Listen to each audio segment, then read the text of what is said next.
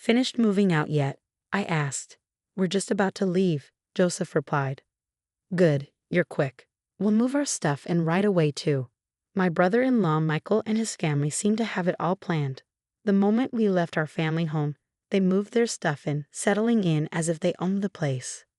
Did we do the right thing letting them in? I vented my concerns to Joseph. He simply laughed. Don't worry. Let them have their fun. It's them who will come crying to us later. Sure enough, a few months later, Michael called us in a panic. I couldn't help but laugh at their grand misconception. My name is Mary. I met Joseph in college. He was a senior, a year older than me. At the time, the 1-year age gap felt significant, and Joseph, being so reliable, looked truly dependable. As my feelings for Joseph grew, I confessed to him. Fortunately, Joseph felt the same way, and we started dating. Even after graduation and starting our jobs, our love continued to grow. We couldn't live without each other. Joseph proposed during our 5th year of work. I was thrilled but nervous about meeting his parents. Joseph, your dad runs his own business, right?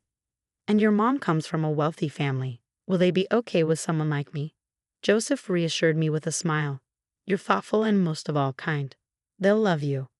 Boosted by his confidence, I nervously introduced myself to his parents. So, you're Mary. We've been looking forward to meeting you.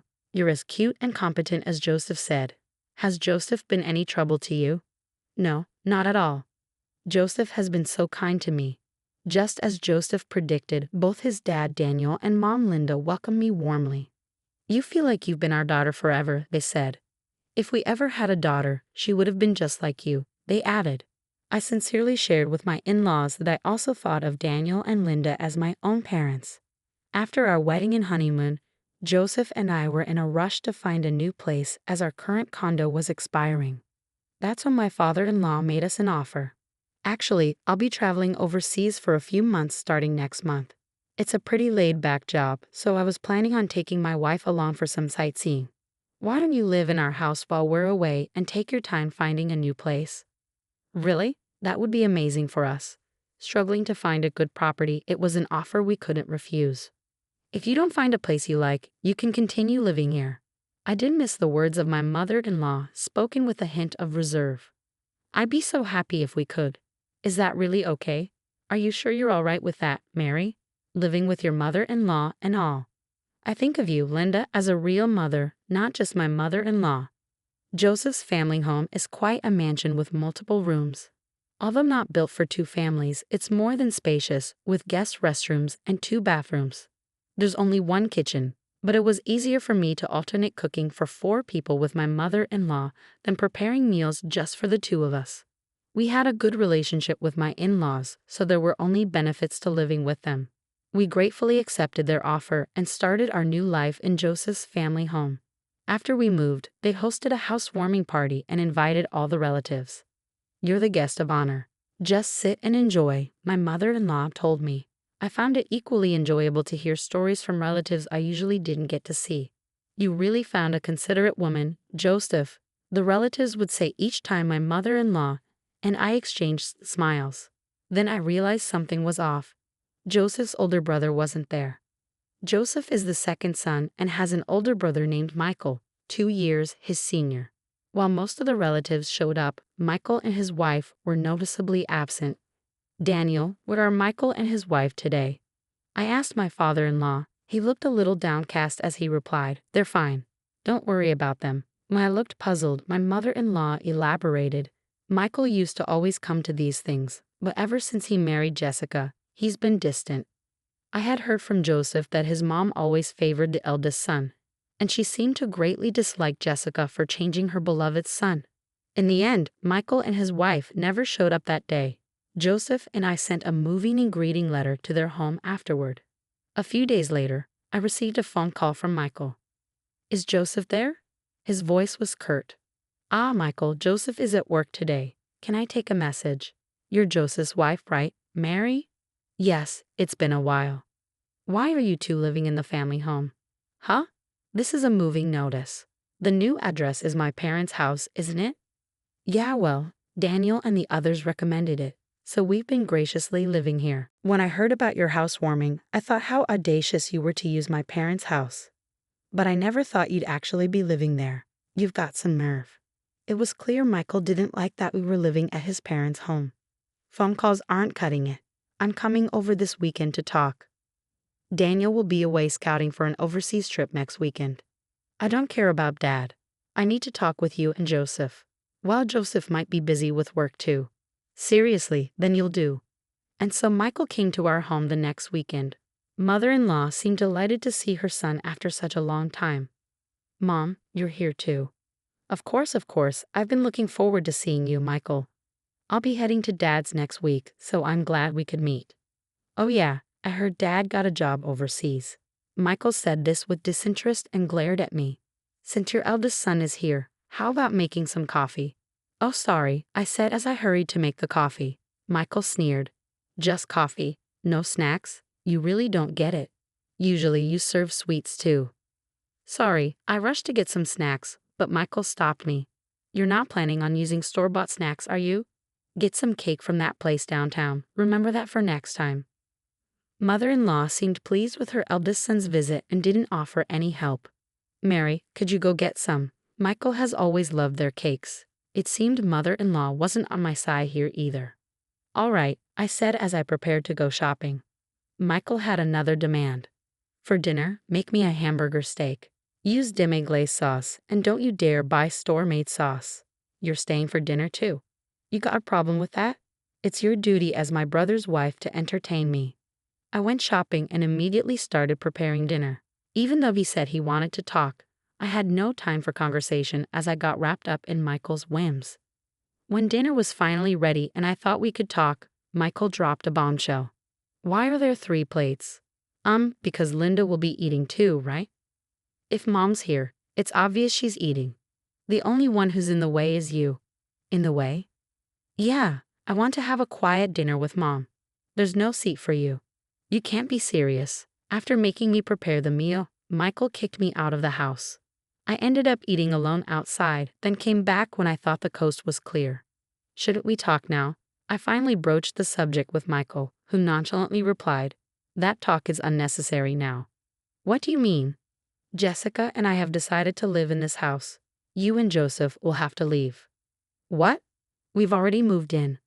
Don't you think it's better for me, the eldest son, to stay in this house? Mom, my mother-in-law looked regretful as she spoke to me. Mary, I apologize. Michael finally seemed to be stepping up as the eldest son, which gave my mother-in-law peace of mind. Upon hearing his mom's words, Michael grinned smugly. See, even Mom agrees with me. So get your stuff packed and move out, Michael said, leaving in a good mood. Caught off guard, I was alone in the bathroom when Joseph finally came home from work. What's wrong, Mary? He asked. I relayed what Michael had told me. Michael said that. I can't believe he treated you so poorly. Joseph was furious and reported the situation to his father overseas.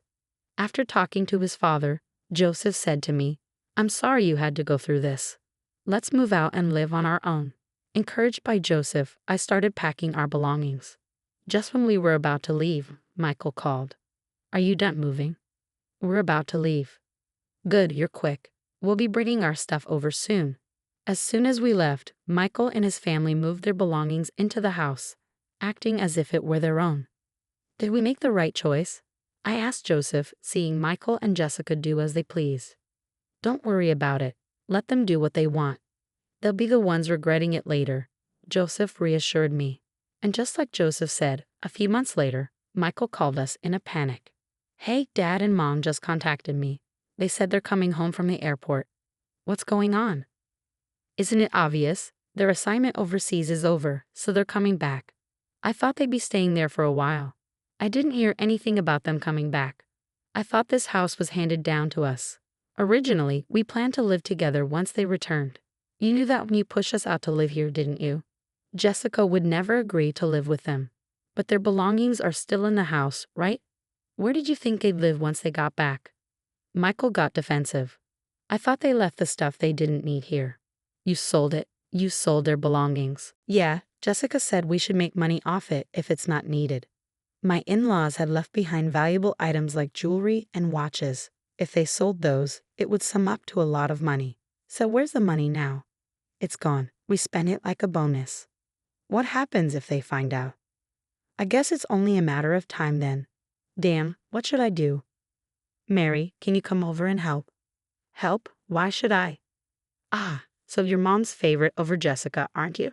Help me out by making it look like Jessica instigated all this. Protecting the eldest son is the duty of a brother's wife. Don't kid yourself. No way I'd ever lift a finger for a disrespectful couple like you. Please, I apologize for everything up until now. An apology won't change anything. You should atone for your own mistakes. That's the rule of the eldest son, isn't it? Ignoring Michael's pleading voice on the other end of the line, I hung up the phone and then talked to Joseph. Joseph chuckled. Yeah, because there's no way Jessica, who never got along with Dad and Mom, would agree to move back in. Dad even said to live wherever we want until they give up and move out. He's covering all the moving and rental costs. I see. So Joseph, who had been quite angry with Michael's presumptuousness, so easily decided to move out because he knew this. I figured if I told you, Mary, you'd probably tip them off. Sorry for keeping quiet. No worries. I feel much better now. Michael and Jessica were stuck waiting for my parents-in-law because they had nowhere else to go, with no savings and a canceled lease. When my parents-in-law returned home from the airport, they were furious to find their belongings sold off. I never thought you'd be this irresponsible. You're not worth retraining. Get out now.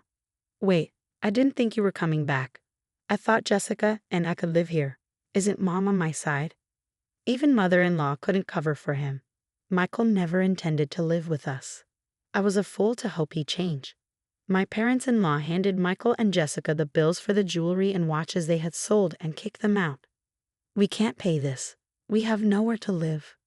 That's right. I'm not even working, Jessica pleaded. Father-in-law shouted at the knave couple. Unbelievable. You spend money you can't repay in a matter of months. Being jobless is no excuse. Work and pay it back. The stern voice of father-in-law finally got through to them. Jessica began juggling multiple part-time jobs, using all her earnings for repayment. They couldn't cover father-in-law's monthly payment plan, so even Michael's salary had to fill in the gap.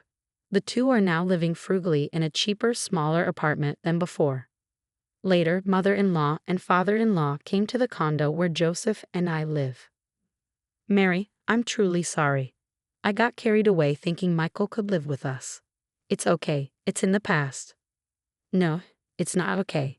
And I'd like to ask you again, Mary. Would you consider living with us? Mother-in-law seemed genuinely remorseful. We've always known that mother-in-law isn't a bad person. Joseph and I looked at each other and nodded. Our minds were made up.